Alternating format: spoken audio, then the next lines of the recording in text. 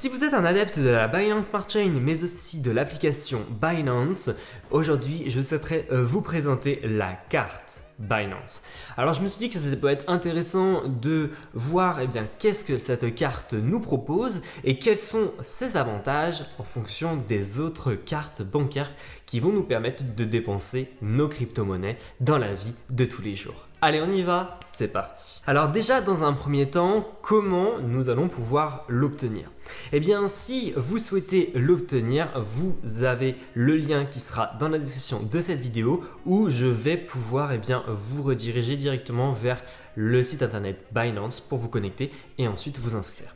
Lorsque vous allez vous inscrire, la première étape, ça va être de vérifier votre identité. Donc le lieu de votre résidence, mais aussi votre passeport sera vérifié. Donc préparez-vous à tous les documents et à tout un KYC complet.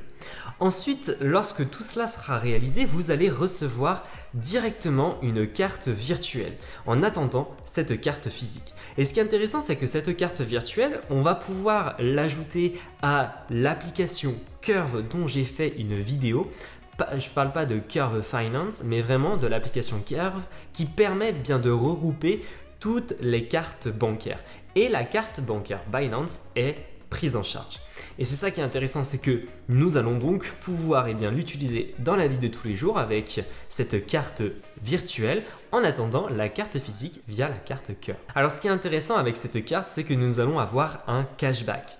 Le cashback, c'est tout simplement lorsque vous allez dépenser de l'argent avec cette carte, Binance, eux, vont vous reverser des tokens en BNB. Et ce pourcentage va aller de 0,1% à 8% en fonction de la quantité de BNB que vous aurez bloqué sur votre portefeuille spot de Binance. Donc ça va aller de 0 à 200. Ensuite, la deuxième, c'est que la carte, elle est totalement gratuite et ça c'est super intéressant. On ne paye 0 € et ça c'est top.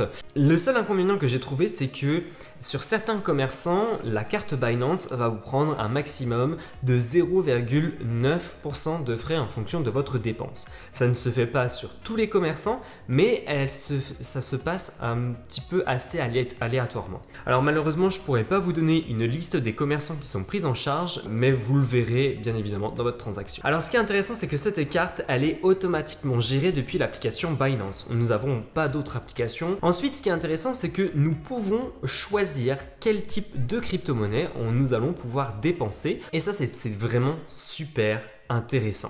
Et tout se fait depuis l'application Binance. Sur l'application, on va pouvoir aussi observer notre limite de retrait et notre limite de paiement. Donc avec cette carte, vous avez une limite de retrait de 290 € par jour, mais vous n'avez pas de limite de retrait par mois. Ce qui fait que si vous multipliez 290 par 30, vous allez arriver à 3600 € par mois. Si vous effectuez des paiements à l'étranger, normalement, la carte Binance, du moins Binance en tant que telle, ne vous prendra pas de frais. Et ça, c'est juste génial. Ensuite, dernière chose, si vous faites des retraits à l'étranger, la carte Binance ne vous prendra pas de frais, mais la banque à laquelle vous allez effectuer des frais peuvent vous en demander. Donc ça aussi, faites attention à ça en fonction de votre pays de retrait. Si vous avez des questions, les commentaires sont là pour ça. N'hésitez pas aussi à vous abonner à la chaîne si ce n'est pas encore fait. N'hésitez pas aussi, si vous avez des questions, à me les poster sur Twitter, Facebook ou même Instagram. Je vous remercie énormément, puis on se retrouve à la prochaine pour une autre vidéo.